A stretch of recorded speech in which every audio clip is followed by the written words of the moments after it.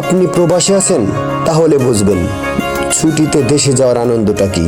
আর যদি আপনি দেশে থাকেন তাহলে বুঝবেন না এটা যে কি আনন্দ। ছুটিতে যাবে আমার রুমের হাসমত ভাই, যার প্রাথমিক পর্যায়ের কাজটা সম্পন্ন হয়েছে।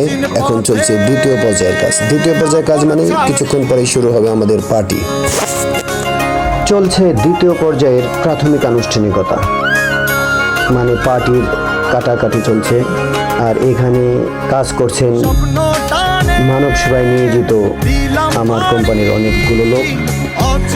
তারা কাজ করতে করতে এতটাই ক্লান্ত, সাথে সাথে চলছে সিঙ্গারা বিরতি। আর এই বিরতির পর কাজ সম্পন্ন হবে, সবাই আসবে, খাওয়া দাওয়া চলবে ইনশাল্লাহ। অনেক সুন্দর একটা আয়োজন করা হচ্ছে। আর আয়োজনের জন্য কাজ করছে যারা, এরাও অনেক সুন্দর মনের মানুষ। চলছে রান্নার কাজ, আর রান্না করেন আমাদের অনেক ভালো মনের মানুষ হানিফ ভাই। আসলে এখানে পার্টির আয়োজন করা হলেই ওনার অবদানটা অনেকটাই বেশি থাকে। ওনার পরিশ্রম আর ওনার মেধা দুটো মিলিয়েই মানুষ একটা সুন্দর পরিবেশন পায়। অনেক সুন্দরভাবে উনি মন থেকে আয়োজন করেন এগুলো।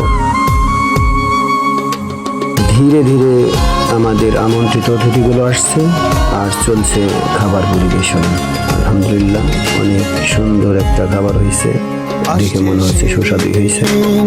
বছর ঘুরে দিচ্ছে রে